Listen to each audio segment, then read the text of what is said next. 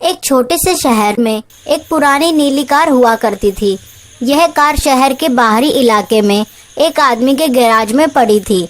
Car पर धूल की मोटी परत जमी हुई थी। इसके शीशे टूटे हुए थे। सीटों पर खून के धब्बे थे।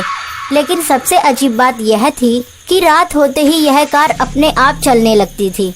कई बार लोगों ने इसे रात में सड़क पर दौड़ते हुए देखा था, लेकिन जब वे पास गए तो उन्होंने देखा कि इसमें कोई ड्राइवर नहीं था। कहते हैं कि जिसने भी इस कार को खरीदने की कोशिश की वह बच नहीं पाया। गैराज का मालिक पता नहीं मुझे कब इस भूतिया कार से छुटकारा मिलेगा। ये सोचकर उसने जगह जगह पर कार के इश्तेहार लगा दिए। शायद अब इस भूतिया कार से मेरा पीछा छूट जाएगा। एक दिन रवि नाम का एक युवक अपने दोस्त अमन के साथ सड़क पर चल रहा था। रवि ने कार का इश्तेहार देखा और बोला, अमन, ये इश्तेहार देखो, ये कार तो बहुत ही अच्छी है। हम इसे खरीद कर और ठीक कराकर दुगनी या तिगुनी कीमत में बेच सकते हैं। अमन ने भी हाँ करते हुए सिर हिला दिया। रवि अमन को पुरानी चीजें खरीदने और उन्हें ठीक करके बेचने का शौक था। अगले दिन रवि और अमन गैराज में पहुँचे।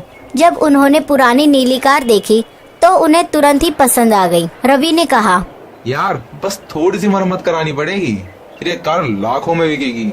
गैराज के मालिक ने कहा, बताओ कार पसंद आई तुम्हें? हमें कार तो बहुत पसंद आई है। अमन ने गैराज के मालिक से कहा, लेकिन मैंने सुना है कि ये कार भूतिया है और ये कार रात में अपने आप चलती है। गैराज का मालिक ये सुनते ही घबरा गया और पसीना पसीना हो गया। रवि हंसता हुआ बोला, अरे अमन, कोई भूत नहीं है, बस ये लोगों की फैलाई हुई अफवाह है। गैराज के मालिक ने भी रवि की बात में हाँ मिला दी। रवि और अमन ने कार खरीदी और अपने साथ घर ले आए। उस रात दोनों ने उस कार को अच्छी तरह से साफ किया और उसकी मरम्मत शुरू कर दी। पर जैसे ही रवि ने कार का बोनट खोला, ठंडी हवा अंदर आई। अमन कांप उठा। यार कुछ अजीब लग रहा है।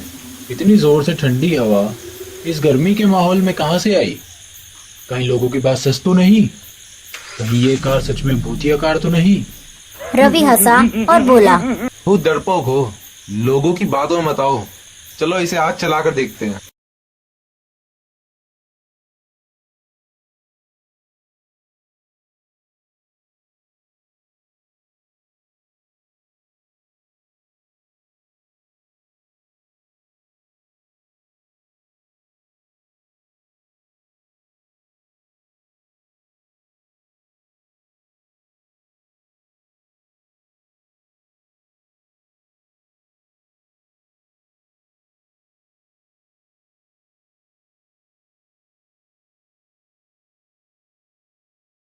रात के 12 बजे रवि और अमन कार लेकर हाईवे पर निकल पड़े। सब कुछ सामान्य लग रहा था। रवि और अमन दोनों कार के मजे उठा रहे थे।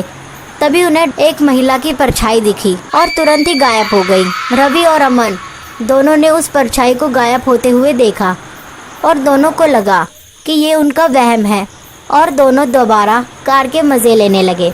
लेकिन एक बार फिर उन्हें वही औरत की परछाई दिखाई दी, लेकिन इस बार वो परछाई गायब नहीं हुई। रवि ने कार को आगे ले लिया, लेकिन जब रवि ने साइड मिरर में देखा तो वहाँ कोई नहीं था। दोनों ये देखकर बहुत ही ज्यादा डर गए।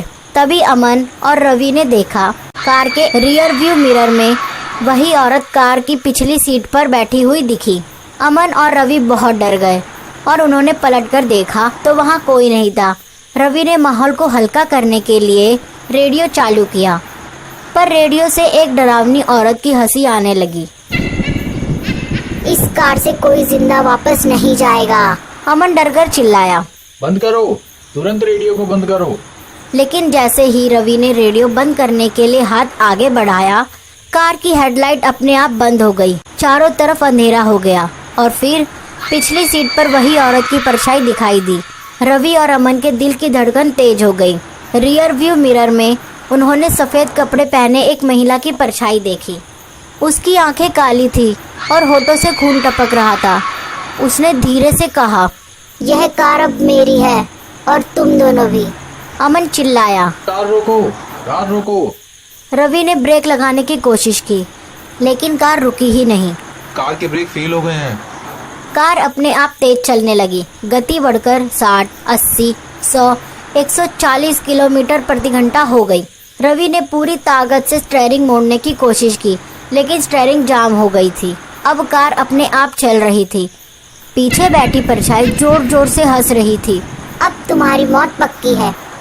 रवि और अमन को समझ में नहीं आया कि क्या करे। अचानक उन्होंने देखा कि आगे खाई है। अगर गाड़ी नहीं रुकती तो वह दोनों मर जाएंगे। अमन ने हिम्मत जुटाकर गाड़ी का गियर बदला, लेकिन गियर स्टिक खून से लथपथ थी। अमन चिल्लाया। हे भगवान, आज बचा ले। रवि ने पूरी ताकत से ब्रेक दबाया और फिर गाड़ी अचानक रुक गई। रवि और अमन जल्दी से बाहर निकले और सामने देखा, पिछली सीट पर बैठी परछाई अब ड्राइवर सीट पर आ गई थी। उसने एक बार उनकी तरफ देखा, जोर से चिल्लाई और कार हवा में उड़ गई और अंधेरे में गायब हो गई। अगले दिन रवि और अमन ने इस गाड़ी के बारे में पूछा।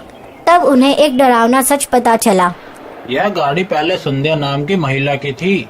संध्या को गाड़ी चलाना बहुत पसंद था, लेकिन एक रात किसी ने उसके ब्रेक फेल कर दिए और संध्या का एक्सीडेंट हो गया। वह उसी कार में मर गई। उस दिन के बाद रवि और अमन ने कभी पुरानी कार नहीं खरीदी। कुछ महीने बाद एक आदमी ने फिर से वही पुरानी कार खरीदी। उसने अपनी पत्नी और बच्चों के साथ लंबी ड्राइव पर जाने की योजना बनाई।